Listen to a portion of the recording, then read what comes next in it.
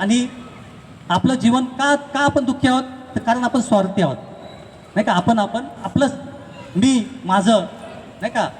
आपण नाही, आपण कधी आपण बोलत नाही, मी आणि माझं, नाही का. हा अशा प्रकारचा स्वार्थ आपल्या असल्यामुळे आपण तसं पाहत नाही. आणि मग आपलं जे जीवन आहे, खऱ्या अर्थाने आपलं जीवन जे सत्य जीवन आहे ते मात्र आपण दाखवत नाही. आता समजा मी इथे धम्मचारी आहे, अनेक त्या ठिकाणी कार्यकर्ते बसलेले असतील, अनेक समाजामध्ये काम करणारे बसले असतील, किंवा अनेक अधिकारी असतील. बाहेरून मी खूप दाखवणार मी खूप चांगला आहे, इथे येऊन मोठे मोठे भाषण मी करणार, दिखावा करणार.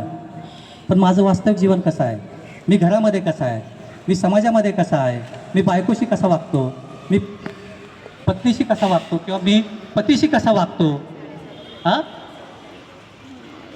ही फार महत्त्वाची गोष्ट आहे. आणि जर तसं करत नसो आपण, ते बोललेला काही अर्थ नाही. तो काय झाला, सर्व कसा काय झाला, तो दिखावा झाला. आणि मग बुद्ध जयंतीच्या निमित्ताने आपल्याला थोडं अंतर्मुख होणं गरजेचं आहे. म्हणजे आपल्याला फरक करता येत नाही की प्रेमाने वागणं की व्यवहाराने वागणं. प्रेम आणि व्यवहारामध्ये आपण फरक करत नाही. असं म्हणतात, मैत्रीमध्ये व्यवहार नसतो, प्रेमामध्ये व्यवहार नसतो.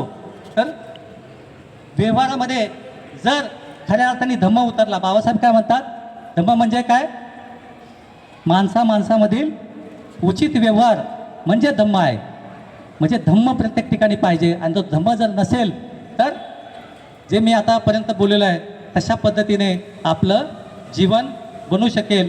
आणि म्हणून बुद्ध जयंतीचा जो दिवस आहे तो म्हणजे काय, स्वतःला बदलण्याचा दिवस आहे. स्वतःला बदलण्याचा निर्णय घेण्याचा आजचा हा दिवस आहे. ही गोष्ट आपण लक्षात ठेवली पाहिजे. मग आता स्वतःला बदलायचं म्हणजे काय, आपल्याला माहीत आहे की जेव्हा सिद्धार्थाने ग्रहत्याग केला तेव्हा सर्वप्रथम त्यांनी काय केलं, कोण सांगेल, सांगू शकता. माझी पद्धत आहे विचारण्याची, बोलण्याची. कारण हे आपल्याला, मी प्रवचन म्हणत नाही, याला काय म्हणतो, संवाद म्हणतो आपण, नाही का. एकमेकांशी आपण संवाद केला पाहिजे. जर संवाद झाला नाही आहे तर मग काय, कोणतरी आलं या ठिकाणी आणि प्रवचन दिलं आणि तुम्ही ऐकलं, ते काय योग्य नाही आहे. तर आपल्याला काय करायचं, आपल्या खिडक्या उघड्या करायच्यात. हां, तर सिद्धार्थाने काय केलं, जेव्हा गृहत्याग केला त्याच्यानंतर दुसरी गोष्ट काय केली त्यांनी, हा, राजवस्त्रांचा त्याने त्याग केला. बोला, बरोबर ना. हां, यस. तर त्यांनी काय केलं, राजवस्त्रांचा त्याग केला. मग राजवस्त्रांचा त्याग त्यांनी का केला, का केला त्यांनी त्याग, हां, अहंकार. बरोबर, बरोबर आहे. यांनी सांगितलेलं उत्तर अतिशय बरोबर आहे. कारण राजवस्त्र काय, कशाची ओळख आहे, त्याच्या राजेशाहीची ओळख आहे. हां, काहीतरी असण्याची ओळख आहे. म्हणजे त्याला आपण काय म्हणतो, मुखवटा, नाही का.